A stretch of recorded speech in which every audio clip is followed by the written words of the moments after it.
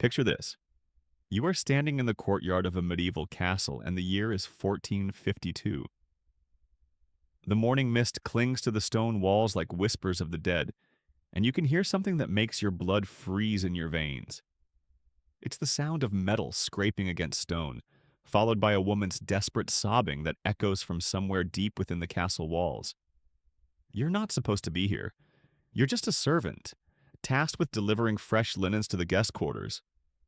But curiosity has always been your weakness, and the sounds are coming from a part of the castle you've never seen before. As you creep closer to the source of the noise, you discover a narrow staircase leading down into the bowels of the fortress.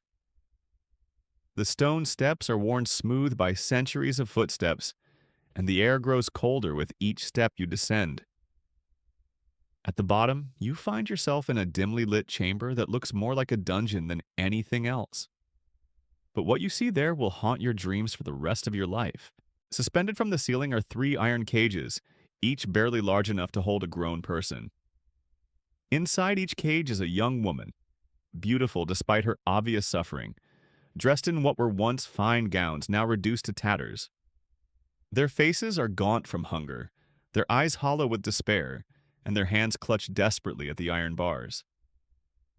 These are not prisoners of war or common criminals. These are noble ladies, daughters of powerful families, and they are here for one horrifying reason. They are being tested as potential brides for the lord of this castle. Welcome to the twisted world of medieval marriage politics, where love was a luxury few could afford, and matrimony was a battlefield where human lives were sacrificed for political gain. Before diving into this forgotten story of survival and suffering, if you enjoy learning about the hidden truths of history, consider hitting that like button and subscribing for more content like this. Please comment below to let me know where you're listening from. I find it incredible that we're exploring these ancient stories together from different parts of the world, connected across time and space by our shared curiosity about the past. The man responsible for this grotesque spectacle was Vlad Dracul II, not to be confused with his more famous son, who would later become known as Vlad the Impaler. But in many ways, the father's cruelty toward women was even more systematic and psychologically devastating than his son's battlefield brutality. Vlad Dracul ruled over Wallachia, a region that served as a buffer between the expanding Ottoman Empire and Christian Europe, during one of the most turbulent periods in medieval history. This was a time when marriage alliances could determine the fate of entire kingdoms, when a single wedding could shift the balance of power across continents, and when young women were treated as nothing more than political chess pieces to be moved around the board at will. But what made Vlad Dracul unique among medieval rulers was his bizarre obsession with testing the character of potential brides through systematic starvation and psychological torture. The castle where these horrors took place was Poenari Castle, perched high on a cliff overlooking the Arges River. From the outside, it appeared to be a typical medieval fortress with thick stone walls, imposing towers, and all the defensive features necessary to withstand a siege. But hidden within its depths were chambers specifically designed for Vlad's twisted matrimonial experiments. These weren't dungeons meant for holding prisoners of war. They were laboratories of human suffering, carefully constructed to break the spirits of young women while keeping them alive long enough to serve his purposes. The process began with what appeared to be normal diplomatic negotiations. Vlad's agents would approach the families of eligible young women, offering generous dowries and promising advantageous political alliances. The families, eager to secure their daughters' futures and strengthen their own positions, would readily agree to these seemingly beneficial arrangements. They had no idea they were essentially selling their daughters into a nightmare that would make death seem like a mercy. When the young women arrived at Poenari Castle, they were initially treated with all the courtesy due to their noble birth. They were given comfortable quarters, fine clothing, and elaborate meals. They were told that the marriage negotiations were proceeding well and that they would soon meet their future husband. For perhaps a week or two, everything seemed perfectly normal. The castle staff was polite and attentive, the accommodations were luxurious, and the future looked bright. But then came the first test, and this is where Vlad's true nature revealed itself. Without warning, the young women would be seized by guards and dragged down to the underground chambers. There, they would be locked inside iron cages barely large enough to allow them to stand or lie down. The cages were suspended from the ceiling, making it impossible for the prisoners to touch the ground or gain any leverage to escape. Most disturbing of all, the cages were positioned so that the women could see each other, forcing them to watch their fellow prisoners slowly waste away. The stated purpose of this imprisonment was to test their character under extreme duress. Vlad claimed he needed to know whether a potential wife possessed the strength and dignity necessary to stand beside him, as he ruled over a kingdom constantly under threat. He wanted to see how they would react to hunger, fear, and despair. Would they maintain their composure, or would they break down and reveal themselves to be weak and unworthy of royal marriage? But the reality was far more sinister than any test of character. Vlad was a sadist who derived pleasure from watching beautiful, privileged young women reduced to desperate, starving creatures begging for mercy.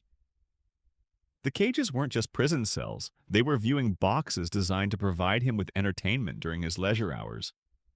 He would often bring guests down to observe his collection, pointing out the various stages of physical and psychological deterioration as if he were showing off prized livestock. The women were fed just enough to keep them alive, but never enough to satisfy their hunger.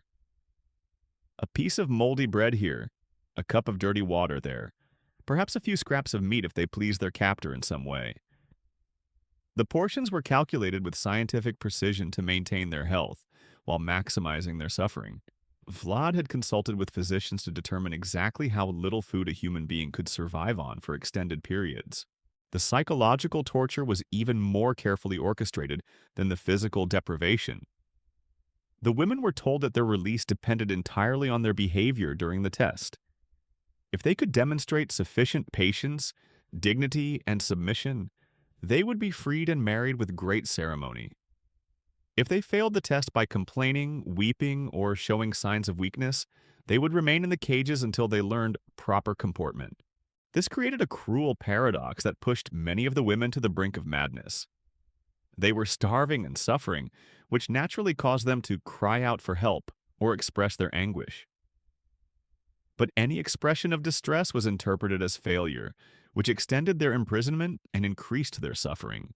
They were trapped in a situation where their natural human responses to torture were used as justification for more torture.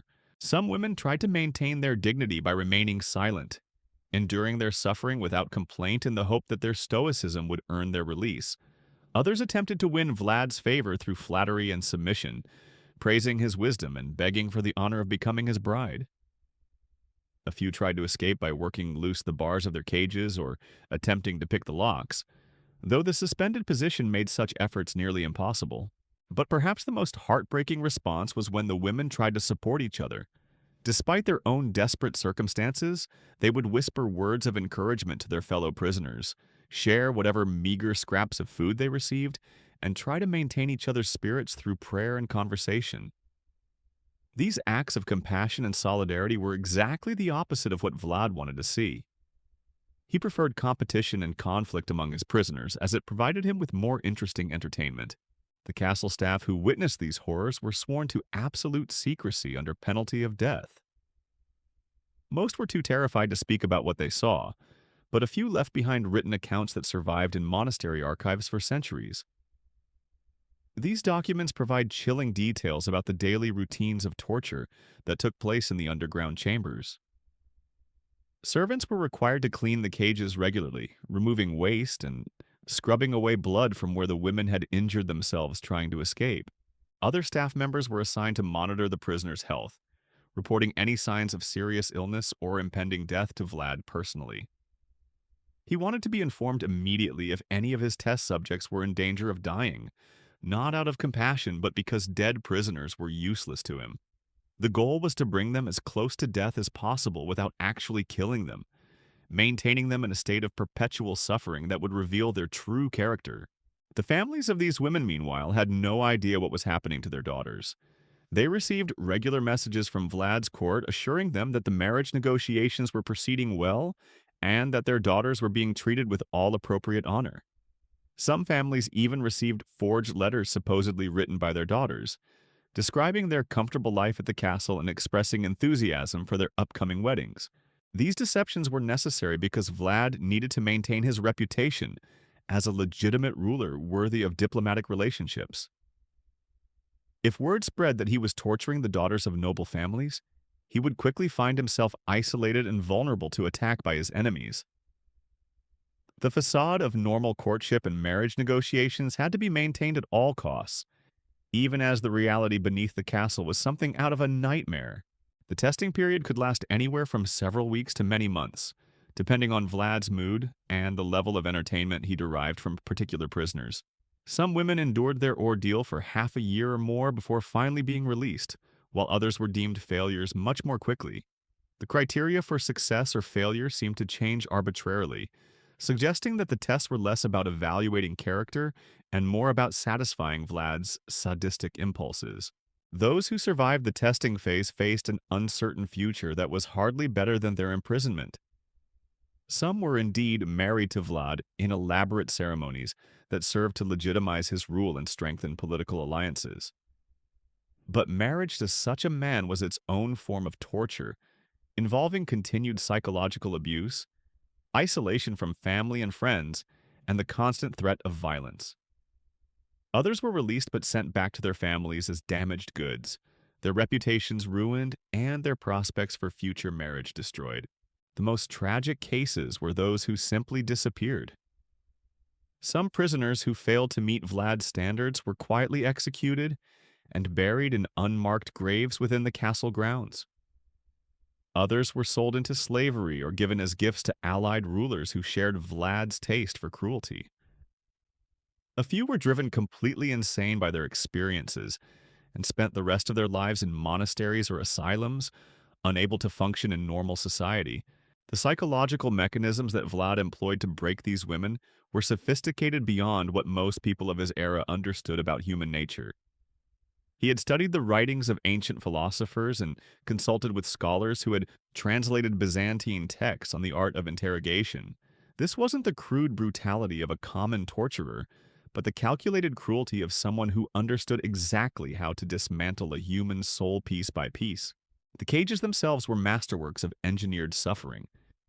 Each one was constructed with bars spaced precisely wide enough that the women could extend their arms through them, creating the illusion that escape might be possible while ensuring it never was. The floors were made of metal mesh that left painful impressions on their skin when they had tried to rest, making sleep nearly impossible.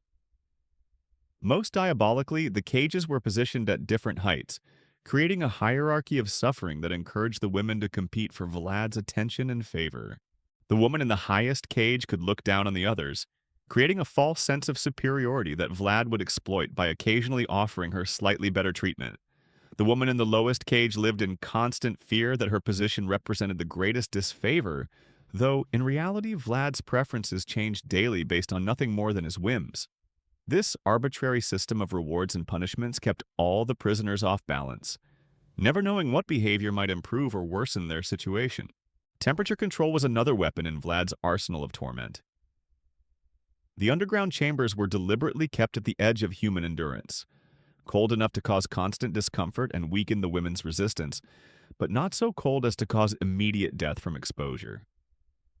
In winter, the stone walls would become ice cold to the touch, forcing the prisoners to huddle against the metal bars for whatever warmth they could find. In summer, the chambers became stifling and airless, with no ventilation to provide relief from the oppressive heat. The feeding schedule was perhaps the most psychologically devastating aspect of the entire ordeal. Vlad had discovered that irregular feeding patterns caused more mental anguish than consistent starvation. Sometimes the women would go 3 days without food, only to receive a relatively generous meal that raised their hopes. Other times they would be fed small amounts daily for a week, establishing a routine that would then be broken without warning.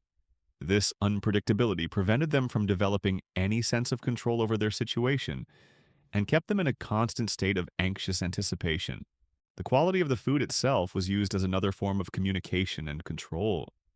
Fresh bread and clean water indicated approval, while moldy scraps and dirty water signaled displeasure. Sometimes Vlad would have elaborate meals prepared and brought down to the chambers, not to feed the prisoners, but to torture them with the smell of food they couldn't reach. The guards would eat these feasts in front of the cages, describing the flavors in detail while the starving women watched helplessly. Water deprivation was employed with even more precision than food restriction. The human body can survive much longer without food than without water, but the psychological impact of thirst is immediate and overwhelming. Vlad would sometimes allow the women to become desperately thirsty before providing just enough water to prevent serious medical complications. Other times, he would have buckets of fresh, clean water placed just outside their reach, close enough that they could see and smell it but not close enough to drink. The lighting in the chambers was carefully controlled to maximize psychological distress. Complete darkness would have been merciful, allowing the women to lose track of time and perhaps find some peace in sleep. Instead, Vlad had oil lamps positioned to provide just enough illumination to make the women constantly aware of their surroundings, while casting eerie shadows that played tricks on their weakened minds. The lamps would sometimes be extinguished for days at a time, then suddenly relit without warning, disrupting any attempt to establish circadian rhythms or mental equilibrium. Sound was another tool of torture that Vlad employed with scientific precision. The chambers were designed with acoustic properties that amplified certain sounds while muffling others. The women could hear each other's suffering with crystal clarity, but their cries for help were muted before reaching the upper levels of the castle. This meant they were forced to listen to their fellow prisoners' anguish while knowing that their own pleas would go unheard by anyone who might help them. Vlad would sometimes have musicians play beautiful melodies in the corridors above the chambers, allowing fragments of song to drift down to the prisoners. This wasn't an act of kindness, but a deliberate reminder of the world they had lost, the world of beauty, culture, and human connection that existed just beyond their reach.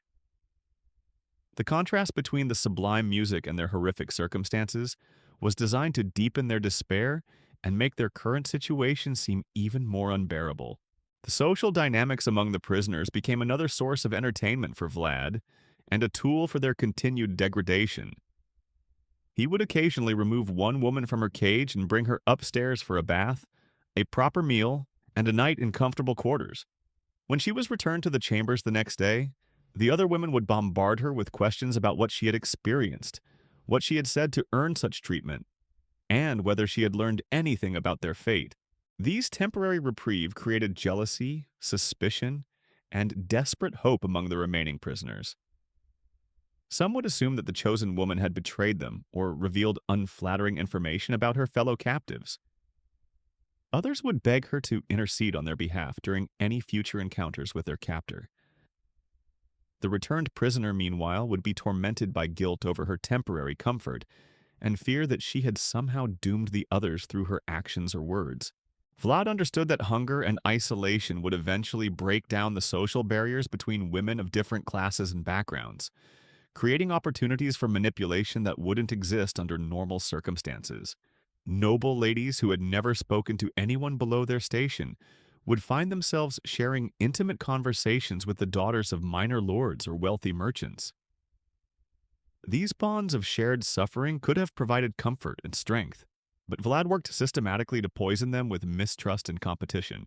He would tell one prisoner that another had spoken ill of her family, or suggest that a third woman had claimed to be more worthy of marriage because of her superior breeding.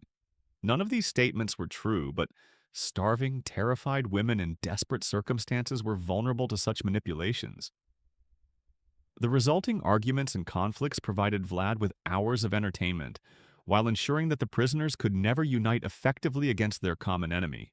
The religious faith that sustained many medieval women through hardship became another target for Vlad's psychological warfare. He would allow the women to pray together initially, even providing them with religious texts and holy relics. But as their imprisonment continued, he would begin removing these comforts one by one, claiming that their prayers were ineffective because God had abandoned them. He would question why a merciful deity would allow innocent women to suffer such torments, planting seeds of doubt that flourished in their weakened mental state. Some prisoners maintained their faith despite these challenges, finding strength in the belief that their suffering had divine purpose. Others experienced profound spiritual crises that left them questioning everything they had been taught about justice, mercy, and the nature of existence. Vlad seemed to take particular pleasure in watching devout women struggle with these theological dilemmas, often engaging them in philosophical discussions about the problem of evil and the silence of God in the face of human suffering. The physical effects of prolonged starvation were carefully monitored and documented by Vlad's personal physicians, who viewed the prisoners as subjects in a medical experiment. They recorded changes in the women's appearance, behavior, and mental capacity, creating detailed notes that Vlad studied with scholarly interest. He wanted to understand exactly how hunger affected the human mind and body, both for his own entertainment and for practical applications in future negotiations and conflicts. The doctors observed that the women's personalities underwent predictable changes as their ordeal continued. Initially defiant prisoners became increasingly submissive as their strength ebbed. Those who had maintained dignity and composure in the early weeks began exhibiting signs of mental breakdown after months of abuse. Some developed obsessive behaviors, counting the stones in the walls or arranging and rearranging their tattered clothing in ritualistic patterns that provided the illusion of control over their environment. Memory became unreliable as malnutrition affected the prisoners' cognitive abilities. Women who had arrived with sharp intellects and quick wit found themselves struggling to remember basic facts about their families or their lives before captivity. This mental deterioration was particularly devastating for those who had taken pride in their education and accomplishments, stripping away yet another aspect of their identity and self-worth. Sleep deprivation, whether caused by physical discomfort, hunger pangs, or psychological distress, compounded all the other effects of their imprisonment. The women would sometimes fall asleep standing up, only to be jolted awake when their legs gave out and they collapsed against the cage bars. Exhaustion made them more susceptible to Vlad's manipulations and less able to maintain the mental defenses that might have helped them endure their ordeal with greater dignity. Hallucinations became common as the weeks stretched into months. Some women reported seeing deceased family members or religious figures offering comfort and guidance. Others experienced terrifying visions of demons or monsters that seemed to emerge from the shadows of their cells. Vlad encouraged these reports, suggesting that the visions were signs of divine judgment or supernatural intervention that revealed the true character of each prisoner. The most insidious aspect of the entire system was how it forced the women to participate in their own degradation. To receive even the smallest mercy, an extra sip of water or a moment of warmer clothing, they had to demonstrate their submission and gratitude to their captor. They were required to thank him for his kindness, to praise his wisdom, and to express their unworthiness of his attention. These forced expressions of gratitude created cognitive dissonance that further undermined their psychological stability. Some women found themselves actually feeling grateful when Vlad showed them the smallest kindness, even though they intellectually understood that he was the source of all their suffering. This psychological phenomenon, which modern experts would recognize as a form of trauma bonding, created deep shame and confusion that persisted long after their release. They began to question their own perceptions and judgment, wondering if perhaps they deserved their treatment or if Vlad's actions were somehow justified. The isolation from the outside world was so complete that the women began to lose track of time entirely. Days blended into nights, weeks into months, until their previous lives seemed like distant dreams that might never have been real. Some prisoners began to doubt whether their families were actually searching for them, or if they had been forgotten and abandoned to their fate. Vlad encouraged these doubts by occasionally mentioning that certain families had stopped inquiring about their daughters, suggesting that they had given up hope or found more advantageous marriage prospects elsewhere. The most psychologically devastating moments came when Vlad would bring visitors to observe his collection. Foreign dignitaries, allied nobles, and even religious officials would descend into the chambers to witness what their host described as his method for ensuring the quality of his future bride. These observers would examine the prisoners like livestock at a market, commenting on their physical deterioration and speculating about their characters based on their current appearance. The women were forced to present themselves as appealingly as possible during these inspections, despite their starved and weakened condition. They had to smile, speak coherently when addressed, and demonstrate whatever grace and dignity they could muster while caged like animals. Failure to perform adequately during these visits could result in immediate punishment or extended imprisonment, so the prisoners learned to summon reserves of strength they didn't know they possessed. Some visitors expressed admiration for Vlad's innovative approach to matrimonial selection, praising his wisdom in testing potential wives under extreme conditions. Others seemed uncomfortable with what they witnessed, but were too politically dependent on Vlad's alliance to voice any objections. A few genuinely believed they were observing a legitimate test of character that would ultimately benefit both the women and their future husband by ensuring a successful marriage based on proven compatibility. The reactions of these visitors became another source of torment for the prisoners. When observers praised their composure or beauty, the women felt a flicker of hope that someone might intervene on their behalf.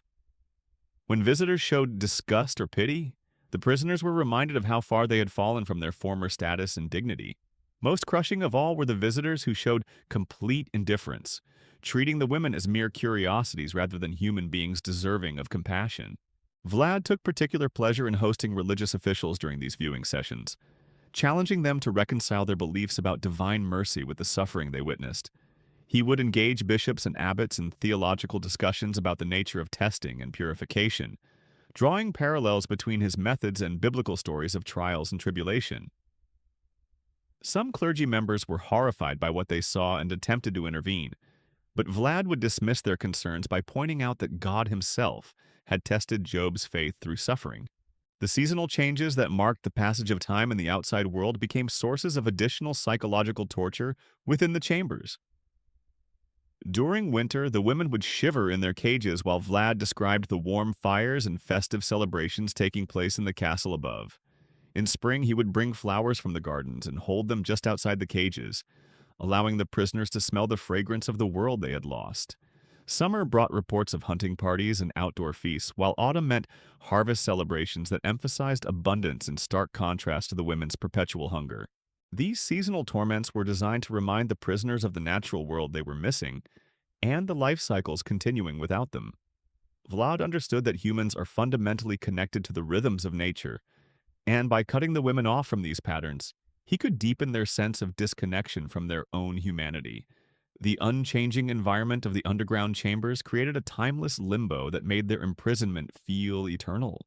The arrival of new prisoners created complex emotional responses among the existing captives. On one hand, newcomers brought news from the outside world and proof that life continued beyond the castle walls. They could provide updates about family members and political developments that helped the established prisoners maintain some connection to reality.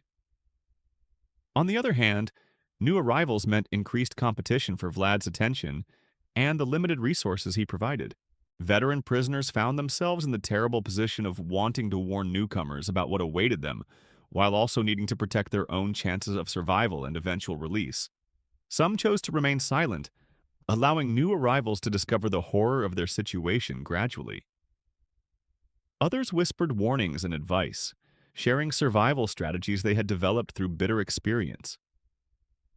A few, broken by their ordeal, actively collaborated with their captors by helping to deceive and manipulate the newcomers. The hierarchy that developed among the prisoners reflected both their original social standings and their adaptation to their current circumstances. Women from the most powerful families initially expected deference from those of lower birth, but prolonged suffering had a way of equalizing such distinctions. Some noble ladies discovered inner strength they never knew they possessed, while others collapsed under pressures they had never imagined facing. Meanwhile, women from more modest backgrounds sometimes proved more resilient, having faced hardships throughout their lives that better prepared them for extreme adversity. Vlad exploited these social dynamics by occasionally elevating prisoners from humble origins, while humiliating those of higher birth. He would suggest that true nobility was revealed through suffering rather than inherited through bloodlines, using the women's responses to these inversions of social order as another measure of their character. This created additional tension among the prisoners and prevented them from forming the unified resistance that might have threatened his control. The medical attention provided to the prisoners was carefully calibrated to maintain their health without alleviating their suffering. Physicians would treat serious injuries or illnesses that threaten their lives, but they would not provide pain relief or comfort measures that might make the experience more bearable. The women learned to hide minor ailments and injuries to avoid unwanted medical attention that often proved more traumatic than the original problems. Some prisoners developed eating disorders as a result of their prolonged starvation, becoming unable to consume normal amounts of food even when it was available. Others experienced lasting digestive problems that would plague them for the rest of their lives. The psychological trauma manifested in nightmares, anxiety attacks, and an inability to feel safe even in secure environments. Many survivors never fully recovered from their experiences, carrying the emotional scars of their imprisonment until their deaths. The documentation of these experiments was extensive and systematic, suggesting that Vlad viewed his activities as a form of scientific research rather than mere entertainment. His personal archives, discovered centuries later hidden within the castle walls, contained detailed observations about each prisoner's behavior, physical condition, and psychological state throughout their captivity. These records were written in a clinical style that treated the women as test subjects rather than human beings, referring to them by numbers rather than names and focusing on their responses to various stimuli and deprivations. The archives also revealed that Vlad had consulted with scholars from across Europe who shared his interest in human psychology and behavior under extreme conditions. He corresponded with physicians, philosophers, and even theologians about the theoretical aspects of his experiments, seeking to understand the fundamental nature of human character and the limits of physical and mental endurance.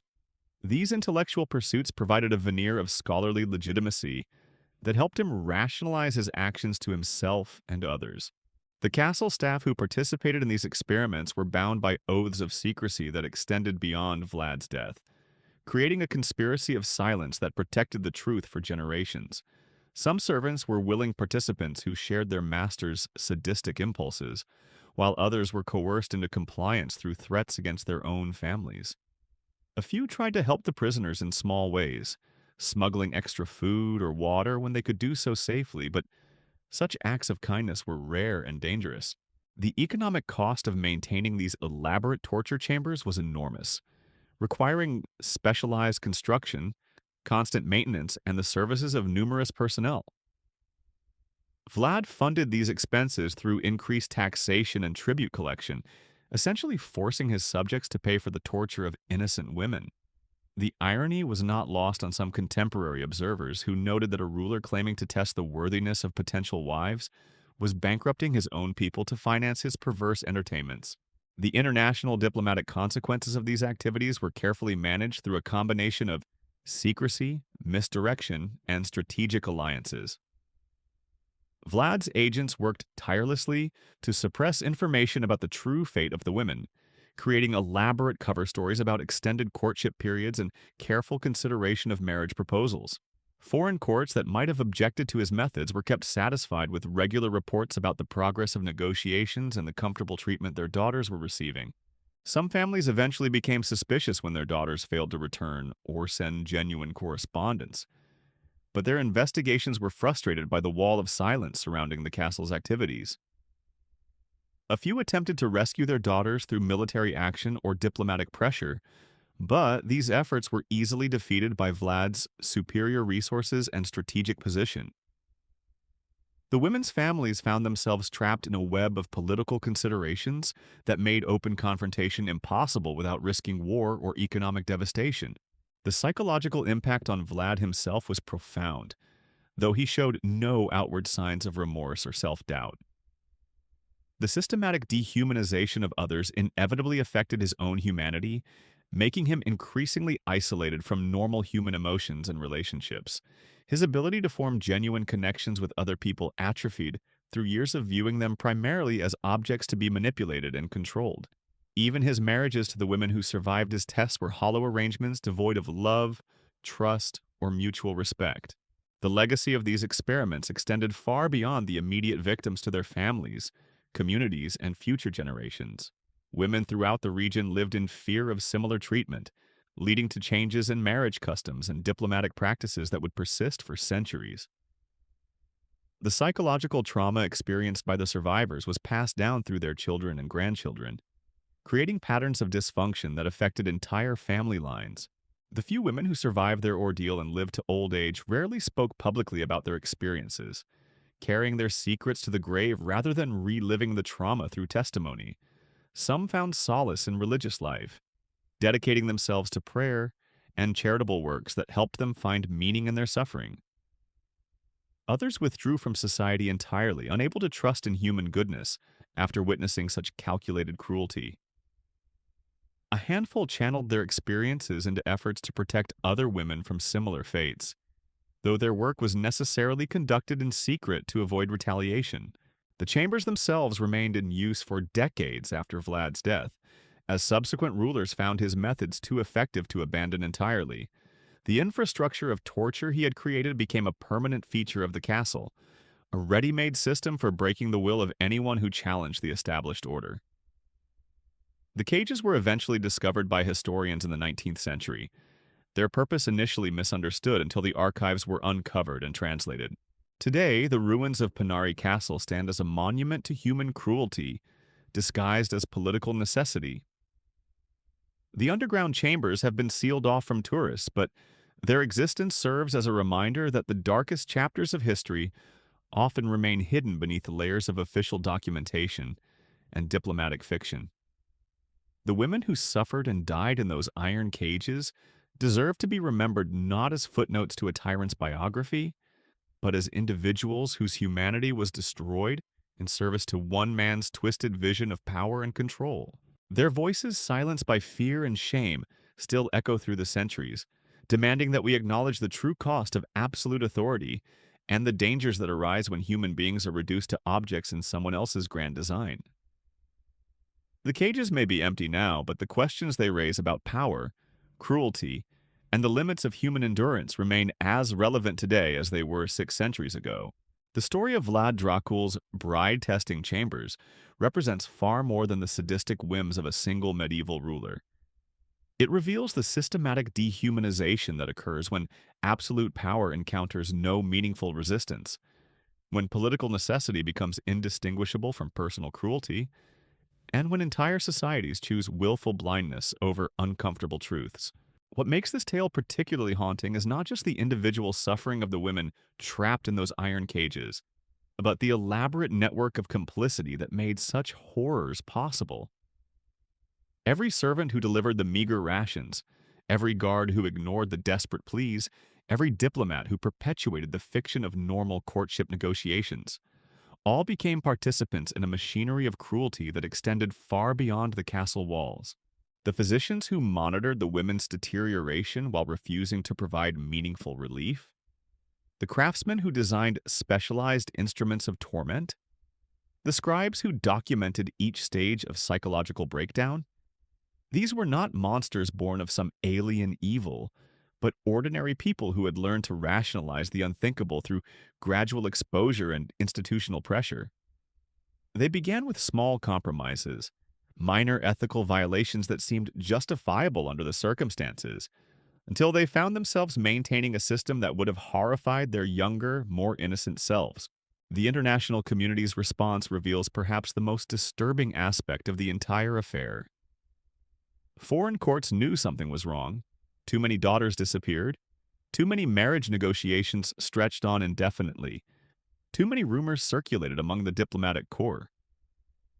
But the political benefits of maintaining relationships with Vlad outweighed their moral concerns about the welfare of women they had never met and would never have to face. This willful ignorance created a bubble of deniability that protected everyone involved from having to confront the reality of what they were enabling. Ambassadors could report back to their monarchs that negotiations were proceeding normally. Families could comfort themselves with official assurances about their daughters' well-being, and allied rulers could continue their profitable relationships without acknowledging the blood upon which they were built. The women themselves became ghosts long before they died, erased from official records and public memory while they still drew breath. Their names disappeared from court documents, their portraits were removed from family galleries, and their very existence became an inconvenient truth that everyone agreed to forget. They were transformed from individuals with hopes, dreams, and personalities into statistical entries in Vlad's experimental records, data points in a study of human endurance that treated suffering as a scholarly pursuit. Perhaps most tragically, some of the survivors internalized the logic of their captivity so completely that they never fully escaped even after their physical release. They had been broken so systematically that they continued to believe on some level that their treatment had been justified, that they had indeed been tested and found wanting, that their suffering had revealed fundamental flaws in their character that made them unworthy of better treatment. This psychological colonization extended beyond the individual victims to influence entire generations of women who learned to accept diminished expectations and constrained possibilities as natural and proper. The message sent by Vlad's experiments echoed across centuries. Women existed primarily as objects to be evaluated and used, their worth determined entirely by their ability to satisfy male desires and requirements, their suffering irrelevant except as it served larger political purposes. The technical innovations developed for these torture chambers found their way into other applications, spreading like a virus through the medieval world as rulers shared knowledge about effective methods of control and intimidation.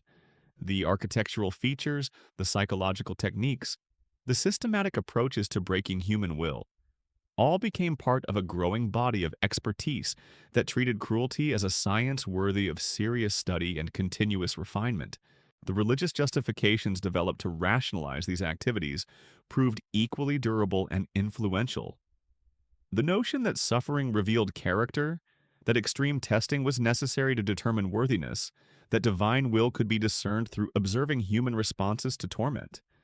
These ideas provided theological cover for countless future atrocities committed by those who learned to dress their sadism in the language of spiritual necessity.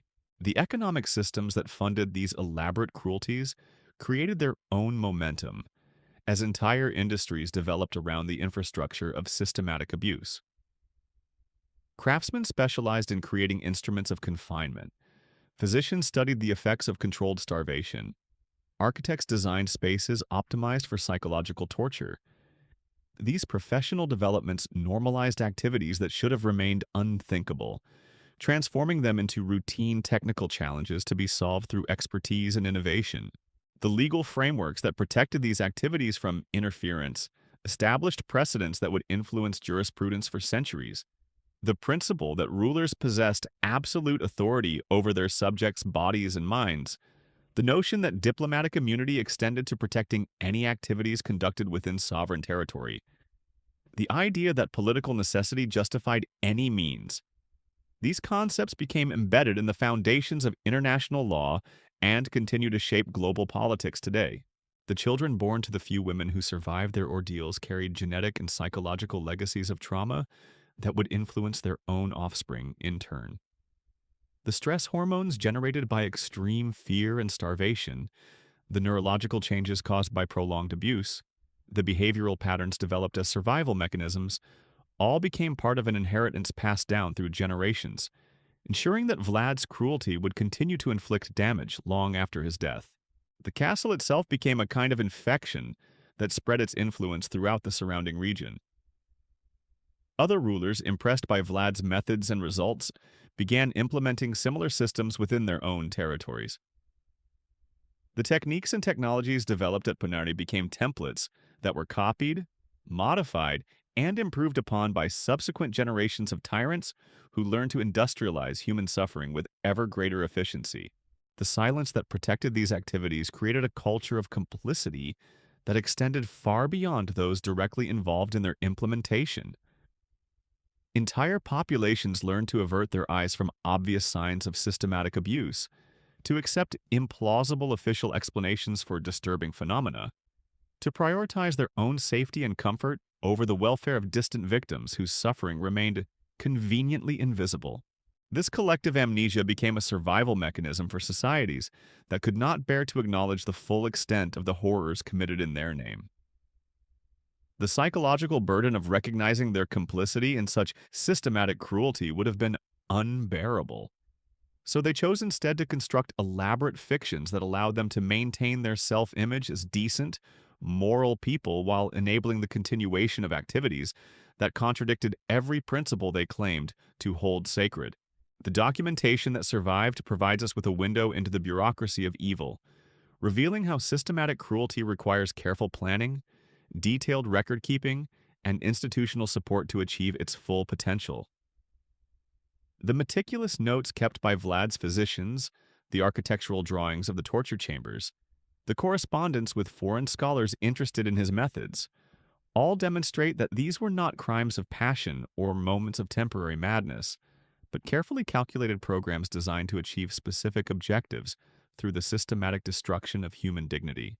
The women who died in those iron cages deserve to be remembered not as statistics in a historical curiosity, but as individuals whose lives were cut short by a system that viewed their suffering as entertainment and their deaths as acceptable losses in pursuit of larger goals. Their names may be lost to history, but their experience represents countless others who have faced similar fates throughout human history. Whenever power encounters no meaningful constraints and cruelty becomes indistinguishable from policy.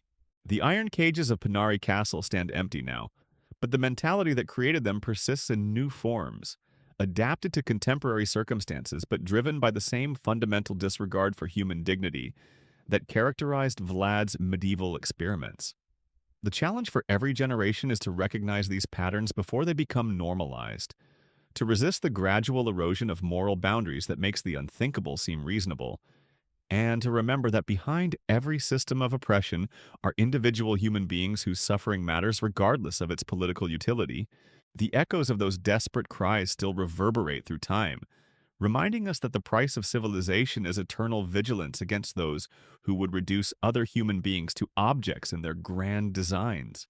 The women of Poenari paid that price with their lives, leaving behind a legacy written in blood and tears that demands we never forget the capacity for evil that lies dormant within every human heart, waiting only for the right circumstances to awaken and consume everything in its path.